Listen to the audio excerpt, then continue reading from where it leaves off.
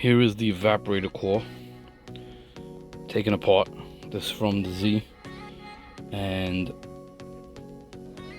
this one is the newer one, which is the 134A, which is supposed to be for a 94 to 96 housing. This is the original one that came out of my car, which is a 1993. This is the one that's for the R12. This is close, but it's not exactly the same as this. And I wanted to show you guys what I had to do to make it fit. So as you can see, the lines are just a hair different. It sits a little different. It doesn't have the throttle, the suction throttle valve that's in here because it's 134A. The thermal expansion valve is still gonna go here. This is the new one. This is the new one here with the old line on it. I took it off of this one. But the issue now is it's the housing and the way the new one sits. This one sits perfectly as it's designed, but this one doesn't sit flat on the bottom and the lines are a little different. So what I want to show you guys is I had to make a few notches. Without doing this, I could not close the housing without pulling it hard enough to almost snap pieces off of it. So instead of breaking the retaining tabs that go on the edge over here or on the sides, I made notches in the bottom. So these notches are for the lines coming out of the evaporator core. This is because the back of the evaporator core is like these little shoulders that were here. They kept hitting the back of the evaporator core, not letting it sit right, and then the top of it wasn't hitting. It was hitting the top. So I cut out the foam on the bottom. I want to leave as much of it as possible because it's designed to insulate. And then this is the top one. So the top one, again, I try to leave as much as possible. So what I did was I notched out where the ribs are on the top of the housing here, because it made it very, very, very tight. So now, just to show,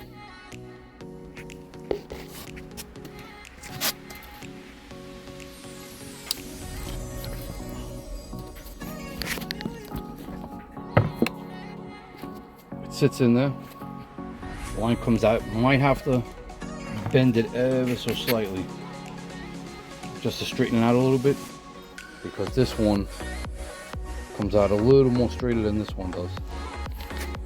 But now, the top of the housing will fit over. Bear with me, I'm trying to do this with one hand.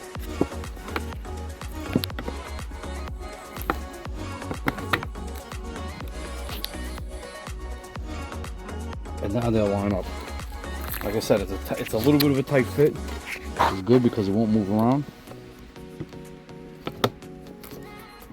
And I notched as much as possible because, like I said, I didn't want it to snap. But that's what you need. You need it to go like that so that you can put those little metal clips on there. And everything inside fits pretty nicely now. So that's what needs to be done. And then I gotta fit the expansion valve in with the line. But now on the bottom, what I'm gonna do is, I'll show a little later after I have the expansion valve and the evaporator core in the housing 100%. Underneath on the bottom, when it's in, I got these little holes now. So what I'm gonna do is I'm probably gonna use either the cork tape to insulate on the bottom around the lines, and then I'm probably going to use a piece of aluminum weather stripping tape that you use for like HVAC ducting. I'll just put a little piece just to cover it, just keep the air in there so the flow stays nice. I mean, Nissan themselves, that's just a piece of tape from the inside, and those are factory holes. So I'll just show you guys real quick. So you can see right there, there's a piece of tape, that's all they had on it. That's from Nissan. So the insulation tape and then the weather stripping tape should be more than enough. I mean, this goes underneath. It faces into the firewall this way. So this is facing out to the front. There's no obstructions there. The glove box is what goes in front of this. So I have to assemble, finish putting this all back together.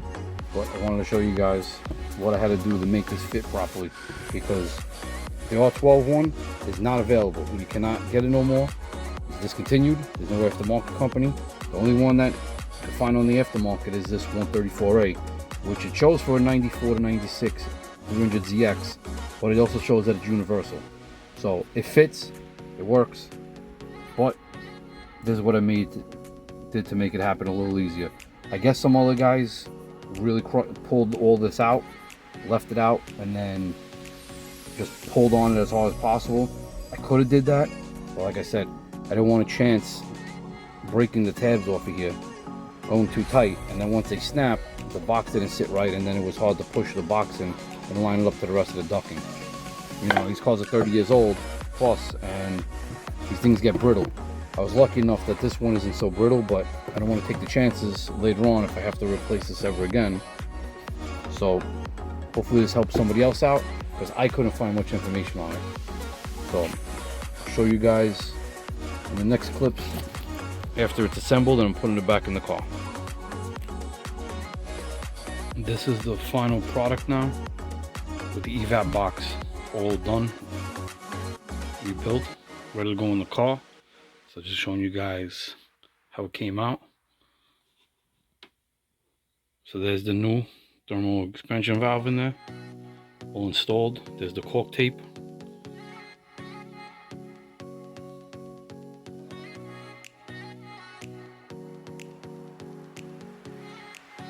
I still have the majority of the styrofoam liner in there. I want to keep it as factory as possible, so it does fit, like other people have said. But those notches I made on the bottom, I did have to clean them up. So this is what I was talking about, using this it's like HVAC ducting tape, and those are the areas right there. So there's nothing under the dashboard that would hit that. So it just has like a little bit of a bulge right here, a little bit of a bulge right here, a hair right there, and a hair right there. So that's why I notched the box out. But this is how the box came out.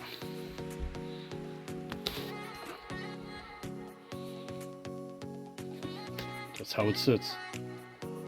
So I did use some of the styrofoam from the packaging that the evap core came with, just to, you know, give it a little more tighter fit. But I didn't want it too much blocking here, because this is where the airflow goes through from the blower motor through the box.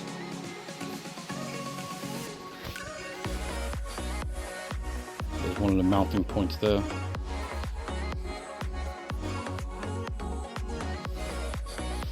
And just a little side note, you got to reuse these. So it's like a two-piece. This has actually a plastic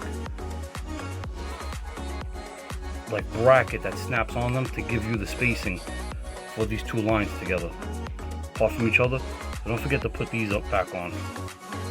Okay. And then the little side note was, when I took this box apart, obviously this stuff is going to rip when you try to take it off. It's glued on. What I ended up doing was, right where the seams were, I made a slice in this like weather stripping that's on here, and as you see, it moves apart, but once it goes in, it'll seal up just the way it's supposed to. So that's what I did here. And now it's ready to go back in the car.